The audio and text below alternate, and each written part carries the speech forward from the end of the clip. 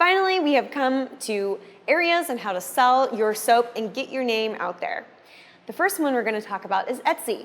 This is a great, huge platform to get your name and exposure out there. It's also a wonderful community, and you can really get to bond and create beautiful pieces of soap with other people, learn from them, get tips and tricks from other great soap makers, and also get some packaging or maybe soap making ideas that are really popular. For example, lavender is a really popular soap right now. So in your shop, you may want to include a bar of lavender soap.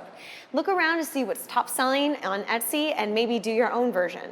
I never recommend copying anyone, that's not cool, but you can always do your own spin on things. It's also really important to note that Etsy does follow the FDA rules when it comes to beauty products. So you will have to obey by Etsy's rules before you sell soap. Again, it's very similar to the FDA rules you've already discussed in this video. You have to make sure that you label everything, that it makes no doctor claims to prevent or cure any type of illness. You can't say any of that stuff.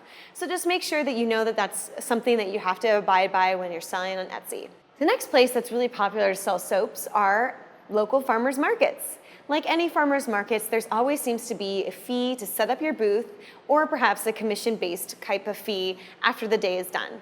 So make sure that you talk to the person in charge at your local farmers market before you set up a booth. Talk to them about the pros and cons of setting up a booth, how much it costs, and what kind of traffic flow there is, and if someone is already selling soap there. You got to make sure that you're the only one, because if the more competition, the less amount of people might come to your booth. But the great thing about farmers markets is that you get one-on-one experience with the customer and also find out what scents, bar sizes, shapes, molds are really popular and really sell with people. You may find that someone is really interested in a certain mold, but they don't want perhaps a lemon-based soap. Maybe they wish they had it in jasmine or mint. You may want to think about expanding your range of soap based on customers giving you feedback.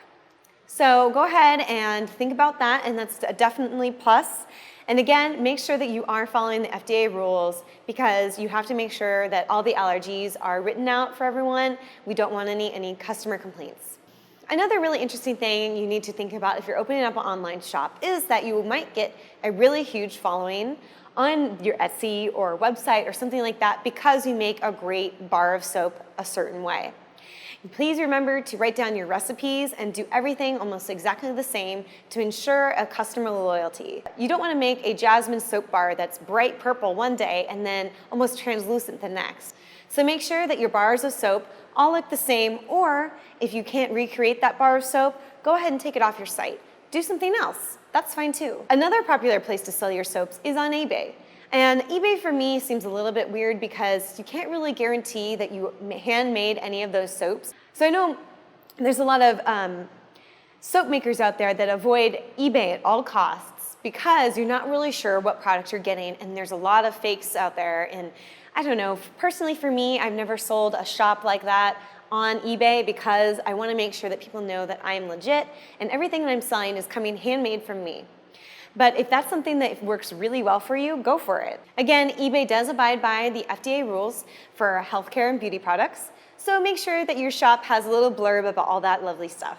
Next up, and our final way of selling products is Store Envy. I've talked about Store Envy and how much I love it. It's a brand new site that takes no commission, unlike Etsy does.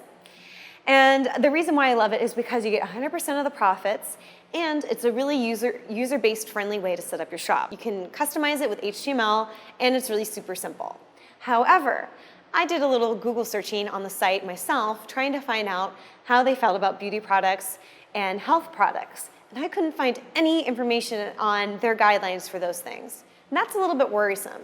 As beautiful as Store Envy is, I do not really recommend at this point in time that it's somewhere you should take your soap making business. We want to make sure that we have all the legal obligations completely spread out for all of our customers to see and understand, and also for our shop owners to see and understand. It's really important that whatever channel you use has some kind of written FDA-provided rules, or you provide it yourself, or something like that, because you don't want to get involved in a huge legal battle over soap. Thanks again for joining me on our very last little mini video on all about soap making here. My name is Stephanie, and today we learned about the different ways to sell your soap, how to make money off of your craft, And it's really important, again, that you just have fun with it, and it's obviously not a requirement to sell soap if you don't want to, but I do definitely recommend, no matter who you decide to give your soap to, that you do include a list of ingredients to make sure that no one breaks out from allergies or anything like that. It's not very pleasant. So I hope you enjoyed our little talk today, and stay tuned for our last final project on how to melt and pour a bar of soap with using additives. Today we are going to be learning how to make our own melt and pour soaps and adding fruit and herbs to the soaps. It's going to be really beautiful and smell just divine.